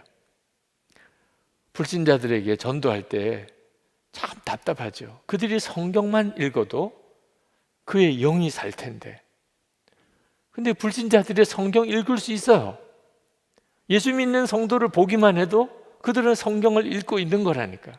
우리가 그렇게 살도록 하나님이 정하셨어요. 우리들끼리도, 예수 믿는 우리들끼리도 우리는 서로에게 그리스도의 편지예요. 저는 이따금 설교의 깊은 좌절에 빠질 때가 있습니다. 설교자가 겪는 어려움 중에 하나죠. 설교를 했는데 내가 은혜로운 설교를 못했구나. 오늘은 내가 정말 설교 준비를 성실히 못한 그런 결과가 너무 마음 아프게 다가오는구나. 그런 어떤 설교에 대한 좌절과 또는 낙심에 빠질 때가 있어요. 근데 참 이상하죠? 그럴 때마다 꼭 어떤 사람을 통해서, 문자를 통해서든 우연히 만나든 또는 메일이 오든 목사님 말씀에서 은혜를 많이 받았어요. 저는 그날 엄청난 마음의 좌절에 빠져 있는데 은혜를 많이 받았다는 말을 꼭 듣는 거예요. 마치 주님이 저에게 너 낙심하지 마. 오늘도 내가 너를 통해서 말했어. 꼭 그렇게 말씀하시는 것 같은 느낌을 받았어요. 그래서 주님 감사합니다. 그리고 새 힘을 얻어요. 이 일을 주님이 우리 모두를 통해서 서로에게 하시는 거예요. 우리에게 하고 싶은 말씀을 우리와 함께 있는 성도들을 통하여 주님이 말씀하시는 거예요. 우리는 서로 그리스도의 편지로 기억되어야 합니다. 마음의 상처로 그렇게 기억되어서는 안 돼요. 10년 뒤에, 20년 뒤에, 30년 뒤에 어느 자리에서 어떻게 또 만나게 될지 모릅니다. 그때 부끄러운 기억으로 만나면 안 되잖아요. 항상 우리가 무슨 일을 하든지 어떤 상황이든지 예수 그리스도께서 나를 통하여 그 사람에게 읽혀진다는 것을 항상 기억하고 말도 하고 행동도 해야 합니다. 어떤 때 한 20, 30년쯤 전에 만났던 분을 우연한 자리에서 만날 때가 있습니다. 그 전에 만났을 때 함께 지냈을 때 좋은 관계였으면 얼마나 반갑고 좋아요. 그런데 그때 아주 불편한 문제가 있었다면 만남 자체가 너무너무 부담이 되죠. 우리는 다 하나님 앞에 가서 만나요. 그 생각을 항상 하고 살아야 합니다. 그런데 문제는 그러면 부족하기 짝이 없는데 어떻게 내가 그리스도의 편지로 늘 살 수 있을까? 그게 우리에게 엄청난 부담이 되잖아요. 근데 우리 노력으로 하는 게 아닙니다. 우리가 그리스도의 편지로 그렇게 사람들에게 읽혀지도록 노력하고 살으라. 그러면 이건 무서운 정말 율법이죠. 그렇게 되게 돼 있어요. 어떻게 그렇게 되게 돼 있죠? 우리 안에 오신 주님의 영, 주님의 영이 나로 하여금 그리스도의 편지가 되게 하시는 거예요. 6절에 문자는 사람을 죽이고 영은 사람을 살립니다. 여기 문자는 율법이에요. 율법 가지고 신앙생활을 하면 절대로 그리스도의 편지가 될 수가 없어요. 근데 영은, 우리 안에 임하시는 영은 우리를 통해서 하나님이 하시고 싶은 일을 사람들에게 드러내 보여주세요. 그분이 하시는 거예요. 출애굽기 34장 35절에 보면 모세가 십계명을 들고 시내산에서 내려오는 장면이 나오는데 하나님과 40일 동안 같이 있었습니다. 그리고 십계명을 받아서 내려오는 거예요. 근데 모세의 얼굴이 얼마나 광채가 나는지 하나님과 40일을 같이 있다 보니까 그 하나님의 말할 수 없는 영광의 광채가 모세에게 그대로 임해서 사람들이 쳐다볼 수가 없는 겁니다. 모세를 얼마나 눈이 부신지. 그래서 할 수 없이 모세가 얼굴에 천을 내려드립니다. 그 얼굴이 비치는 광채를 조금 줄이는 거예요. 그렇게 해야 될 정도였어요. 하나님을 뵙는다는 건 정말 놀라운 일입니다. 그런데 문제는 그 이후도 계속 그렇게 되었다는 거예요. 사도 바울이 정말 안타까워하는 것은 이제 예수 그리스도께서 오셨는데 그런데도 유대인들은 여전히 예수님을 몰라본다는 거예요. 왜? 마음에 천이 가려져 있다는 겁니다. 예수님은 하나님의 영광의 광채 그 자체세요. 근데 모르니까 예수님을 십자가에 못 박아 죽이는 거죠. 여전히 율법만 하는 겁니다. 유대인들의 마음에 천이 들여져 있어서 그들이 주님을 보지 못한다는 거예요. 율법만 아닙니다. 마귀가 지금도 온갖 세상적인 것들로 우리 마음을 혼미하게 만들어서 우리가 예수님을 믿고도 실제로 예수님을 바라보지 못하게 만들어요. 고린도 후서 4장 4절에 그 중에 이 세상의 신이 믿지 않은 자들의 마음을 혼미하게 하여 그리스도의 영광의 복음의 광채가 비추지 못하게 함이니 그리스도는 하나님의 형상이니라. 우리 안에 오신 예수 그리스도, 그분은 영광의 광채가 나는 분. 그런데 예수님을 모시고 살면서도 전혀 그걸 못 느껴요. 많은 그리스도인들이 실제로 예수님이 자기 안에 거하시는지 자체를 몰라요. 왜 그렇죠? 마귀가 이 세상 신이라고 그랬어요. 이 세상의 온갖 것들로 우리 마음을 혼미하게 만들어요. 그래서 주님을 제대로 바라보지 못하게 만드는 상태에 있다는 겁니다. 이 마음을 가리고 있는 것이 빨리 거두어져야 우리가 예수님을 제대로 믿게 되는 거예요. 지금 코로나19로 인해서 한국 교회가 많은 어려움을 겪고 있습니다. 연단을 받고 있어요. 그런데 이 연단의 실체를 알아야 합니다. 단순히 우리가 교회에서 모여서 예배드리기 힘든 정도의 문제가 아니에요. 지금 예수 그리스도를 믿는 성도들이 정말 예수님을 믿는 성도인지 아니면 그저 종교만 가지고 있는 사람인지를 쫙 가르는 거예요. 예수 그리스도 그분을 바라보는 눈이 뜨여서 그 예수 그리스도의 복음의 영광의 광채를 정말 바라보는 사람,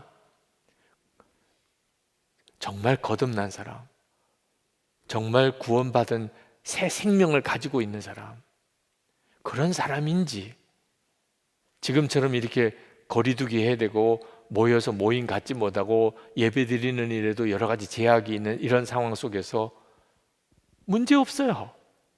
내 안에 예수님이 계신 거 정말 아는 사람, 오히려 예수님과 함께하는 시간이 더 많아졌어요. 믿음이 좋아지는 사람들이 많아요. 지금 예배에 눈이 뜨이고 기도를 더 깊이 하게 되고 말씀을 더 많이 보게 되고 주님과 동행하는 삶을 살고 고난도 두렵지 않는 그런 영적인 성장이 있는 성도들이 많아요. 코로나19 때문에. 그런데 반대로 있는 믿음도 다 잃어버린 사람, 이제는 교회 안 나오는 게 너무 자연스러워요.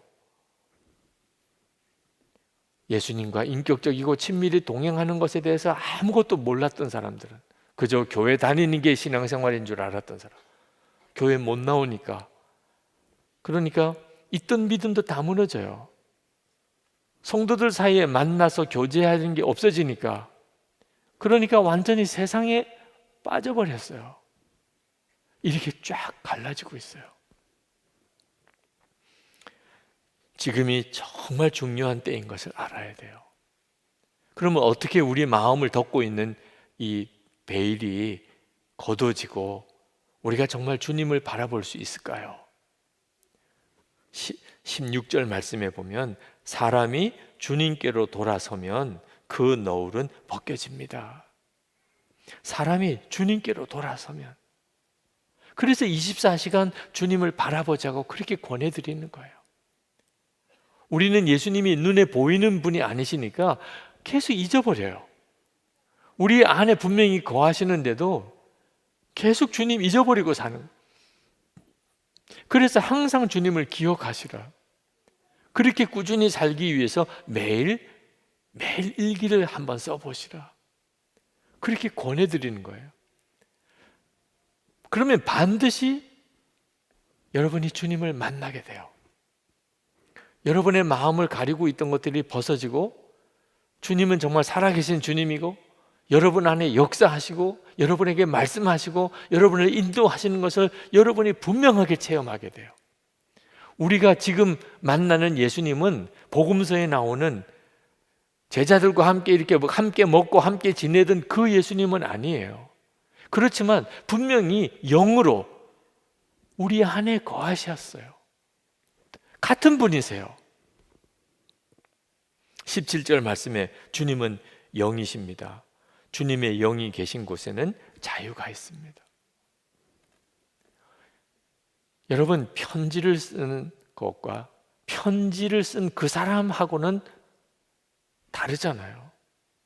우리가 주님의 말씀인 성경을 읽는 것, 이거 너무 중요하죠. 그런데 말씀 그 자체이신 주님을 바라본다는 것은 비교할 수 없이 더 놀라운 일이죠. 우리 안에 주님의 영이 우리 안에 거하세요. 그 주님을 알게 되면 우리가 자유함을 얻게 되는 거예요. 여러분, 그리스도의 편지로 사는 것은 가식적인 삶을 살라는 게 아닙니다. 다른 사람에게 보여주기 위해서 말도 고상하게 해야 되고 행동도 내가 다른 사람에게 좋은 영향력을 끼쳐야 되니까 그렇게 살아야 되고, 그러면 못하는 거예요. 한계가 있는 겁니다. 나중에 가서는 이중적인 사람처럼 보이게 돼요. 주님을 만나면 그럴 필요가 없어요. 그게 자유함이에요. 주님을 만나면 내가 주님을 바라보고 사는 것 자체가 그냥 그리스도의 편지니까 일부러 그렇게 살려고 할 필요가 없어요. 여러분은 예수님을 믿으시고 자유함을 얻으셨나요? 정말 자유로우신가요? 8.15 광복이 되었을 때 대한독립 만세를 그렇게 소리 높여 외쳤습니다. 왜 그렇게 좋아하느냐고 했더니 자유라는 거예요. 이제는 일본의 지배에서 우리가 자유를 얻었다는 거. 맞는 말이죠. 근데 도대체 자유를 얻었다는 게 뭘 말하는 겁니까? 그걸 몰랐어요. 한 달도 넘게 아무것도 안 하고 먹고만 논 적이 있어요. 일본 군인들 위해서 전쟁 물자를 공출을 해가지고 곡식이랑 뭐 짐승이랑 그렇게 쌓아둔 거 일본이 망했으니 이제 그건 다 누구 거가 됩니까? 그거 가져다가 그냥 먹고 즐기고 놀았어요. 그게 자유인 줄 알았어요. 그러니 얼마나 혼란스러웠겠습니까? 결국 얼마 뒤에 전쟁이 터집니다. 자유가 뭔지를 몰랐으니까 우리에게 자유가 주어져도 그 자유를 가지고 더 고통스러운 삶으로 이어지게 될 수밖에 없었던 거예요. 여러분, 도대체 예수 믿고 자유로워졌다는 게 뭡니까? 이제는 더 이상 율법 지키지 않아도 돼. 그러니까 마음대로 사는 겁니까? 예수 믿고 자유를 얻었다는 것은 죄 짓지 않을 자유가 생긴 거예요. 전에는 죄 짓지 않을 자유가 없었어요.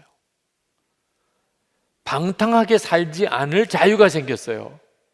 이제는 내가 방탕하게 살기를 원치 않으면 방탕하게 살지 않아도 돼요.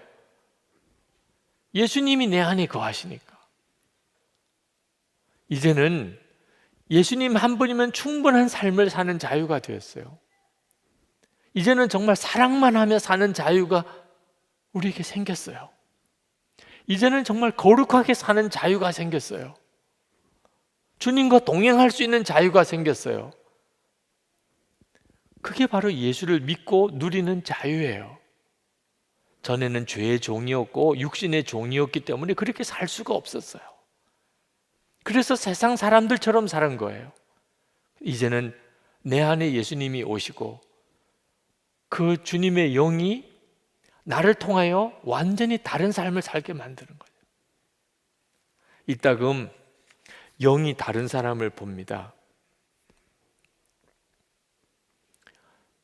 여러분도 가정이나 교회에서 싸움이 생길 때 당사자들은 모르더라고요. 자기가 얼마나 이상하게 변해 있는지. 그런데 싸우는 자리에 가보면 느껴요. 맹수의 영을 느껴요. 사람이 예전에 그 사람이 아니에요. 어떤 사람이 말씀도 읽지 않고 기도 생활도 없고 그저 세상 일에만 정신없이 빠져서 살던 사람, 크리스천이죠. 근데 만나보면 느낌이 달라요. 은혜 받을 때, 성령 받았을 때 그때 그분이 아니에요. 영이 다른 거예요. 그러므로 여러분, 우리가 우리의 영적인 상태를 정말 조심해야 돼요. 그렇지 않으면 예수 믿는다는 이름 가지고 완전히 마귀 노릇 할 수 있어요. 베드로도 그랬어요. 예수님 십자가 질 때 그 가로막다가 사탄아 내 뒤로 물러가라. 예수님으로부터 그런 말씀 들었어요. 가룟 유다 예수님 은 30에 파는 마귀가 주는 생각 품다가 마귀가 그 속에 들어가서 예수님 팔아버렸습니다. 아나니아와 삽비라 땅 팔아서 헌금하다가 거짓말로 그거 다 이 모든 땅 판 돈 다라고 거짓말하는 바람 베드로가 내 안에 어찌 사탄이 가득하냐 그런 책망을 듣고 죽어나갔습니다. 여러분, 우리 안에 어떤 영이 역사하는지는 엄청 중요한 일이에요. 토마스 아킨페스가 그리스도를 본받아라는 책에서 그가 들은 주님의 말씀을 거기에 기록을 했습니다. 주님이 이렇게 말씀하셨어요. 모든 것을 얻으려면 모든 것을 내게 맡겨라. 어떤 것도 구하지 말고 어떤 것도 요구하지 말라. 오직 순수한 마음과 확고부동한 믿음으로 내 안에 거하라. 그러면 나를 얻게 되고 마음의 자유를 누리게 되고 또한 어두움이 그대를 엄습하여 짓누르지 못하리라. 주님 안에 있으면 그 사람이 진짜 자유함을 누리고 살게 되는 거예요. 여러분, 예수 그리스도의 영이 지금 제 안에 여러분 안에 계세요. 모세가 하나님을 대면하고 얼굴이 광채가 난 것처럼 우리도 항상 예수님을 바라보고 살면 사람들이 우리를 보고 예수님을 보는 것 같이 된다니까요. 그때 우리를 그리스도의 편지라고 말하는 거예요. 18절 말씀, 우리는 모두 너울을 벗어버리고 주님의 영광을 바라봅니다. 이렇게 해서 우리는 주님과 같은 모습으로 변화하여 점점 더 큰 영광에 이르게 됩니다. 이것은 영이신 주님께서 하시는 일입니다. 우리가 계속 주님을 바라보고 그리고 항상 주님과 동행하고 살면 우리는 점점 더 놀라운 영광의 삶을 경험하게 되고 주님이 그렇게 하세요. 그리고 가족들, 직장 동료들, 내 주변 사람들 나를 보고 주님을 만나고 주님의 말씀을 읽어요. 두바이 한인교회 집회 갔다가 그 담임 목사님이 신철범 목사님 그런 말씀을 하시는 게 인상 깊더라고. 우리가 어떤 사람을 뚜렷하게 주목해 보면 그 사람 눈동자에 그 보고 있는 그 사람이 눈동자에 비친다는 거예요. 그런데 예수님을 24시간 바라보면 우리 눈동자에서 예수님을 보게 되겠네요. 정말 기가 막힌 거예요. 우리가 항상 주님을 이렇게 바라보고 늘 주님을 생각하고 살면 가족들이 내 주변에 있는 직장 동료, 주위 사람들이 나를 보는 거기서 주님을 보는 거예요. 우리는 그냥 주님을 바라보고만 살았는데 그게 그리스도의 편지인 거예요. 여러분의 가정에, 여러분의 직장에서 여러분을 통하여 이 말씀이 그대로 이루어지게 되기를 축원합니다. 우리 기도합시다. 하나님, 저를 주님의 도구로 쓰소서. 그리스도의 편지를 삼으소서. 가족들에게 아직도 예수님 정말 그분이 진짜 구주인지 모르는 내 가족들에게, 하나님은 살아계신지 믿어지지 않는다는 직장 동료들에게 주님 저를 증인으로 사용하소서. 그리스도의 편지가 되기를 원합니다. 제 안에 역사하시는 주님의 영을 따라 살겠습니다. 주님을 향하여 제가 눈을 듭니다. 주님을 바라보고 삽니다. 저를 사로잡아 주소서. 기도하겠습니다.